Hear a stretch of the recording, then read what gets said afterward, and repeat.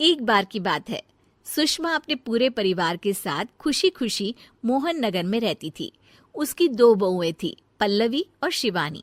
एक दिन दोनों बहुएं रसोई में काम कर रही होती है कि तभी उनकी सास सुषमा उन्हें बुलाती है। अरे बहू, जरा इधर तो आना। शिवानी, जरा जाकर देखना सासू माँ क्या कह रही हैं। दीदी आप ही देख लो ना जाकर, आपको भी तो सुनाई दे रहा है। अरे मैं आटा गूंद रही हूँ ना, तुम चली जाओ। हाँ तो मैं भी तो सब्जी काट रही हूँ ना दीदी। अरे बहू, जल्दी आओ। ओह, ये तो जाएगी नहीं। मैं ही जाकर देखती हूँ कि क्या करना है। पल्लवी सुषमा के कमरे में जाती है। जी मम्मी जी, क्या हुआ? शाम को घर पर कुछ मेहमान आने वाले हैं, तो तुम अच्छा सा खाना बना लेना बहू। ठीक है मम्मी जी, आप बता दीजिए क्या क्या बनाना है और कितने लोग आ रहे हैं। सुनील की मौसी जी और उनका पूरा परिवार आ रहा है। कुल मिलाकर 3 लोग और हमें मिलाकर हुए 9 लोग। तो अभी से ही तैयारी करना शुरू कर दो। और हाँ, घर की सफाई भी कर देना, हाँ, अच्छे से। जी मम्मी जी, सब काम हो जाएगा, आप चिंता मत कीजिए। पल्लवी शिवानी को घर में मेहमान आने वाले हैं इसके बारे में बताती है। क्या 9 लोगों का खाना बनाना होगा, घर की सफाई करनी है? बाप रे, सासू माँ ने तो हमें घर की नौकरानी ही समझ कर रखा है। ऐसा नहीं बोलते शिवानी, हम इस घर की बहू हैं और घर के काम करना हमारा फर्ज है। दीदी तो है ही सासू माँ की चमची, जब देखो सासू माँ सासू माँ। मैं तो इतना सारा काम नहीं करने वाली। शिवानी कपड़े लेकर गमला साफ कर रही होती है और चक्कर आने का नाटक करने लगती है। मेरा सर चकरा रहा है। तभी वहां पल्लवी और सासू माँ जाते हैं। अरे बहू, क्या हो गया तुम्हें? मम्मी जी, बहुत तेज सर में दर्द हो रहा है। तुम एक काम करो शिवानी, आराम कर लो।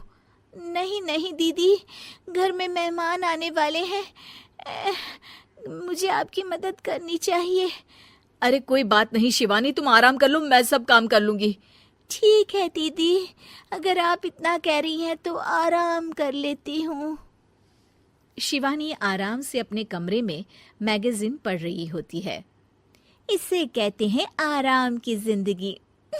इतना सारा काम। चलो, सारा काम खत्म हो गया, शिवानी को देख आती हूँ। शिवानी अपने कमरे में ईयरफोन में गाने सुनते सुनते सो जाती है और उसके साइड में मैगजीन भी रखी होती है। पल्लवी वहां आ जाती है और वो सब देखती है। ओहो, तो मतलब सब काम चोरी का बहाना था। अभी बताती हूँ इसको। घर का सारा काम मुझे करना पड़ा और ये महारानी यहाँ मैगजीन पढ़ रही है, गाने सुन रही है। पल्लवी रसोई से एक प्लेट और चम्मच लेकर आती है और शिवानी को थाली बजाकर उठाने लगती है। शिवानी अचानक से उठती है। उठ गई महारानी, गाने भी सुन लिए, मैगजीन भी पढ़ ली। तुम तो बहुत बड़ी झूठी निकली शिवानी। तुमने सर दर्द का बहाना बनाया ताकि काम करने से बच सको। हाँ, बनाया बहाना, तो क्या करती, इतने सारे काम करती। मुझे कोई शौक नहीं है चापलूसी का। क्या चापलूसी? तुम्हें लगता है कि मैं सारे काम चापलूसी के लिए कर रही हूँ? और नहीं तो क्या। तभी वहां सासू माँ आ जाती हैं। अरे बहू, वो लोग बस आने ही वाले हैं, तुम तैयारियां कर लो। जी सासू माँ, तुझे तो मैं बाद में देखती हूँ।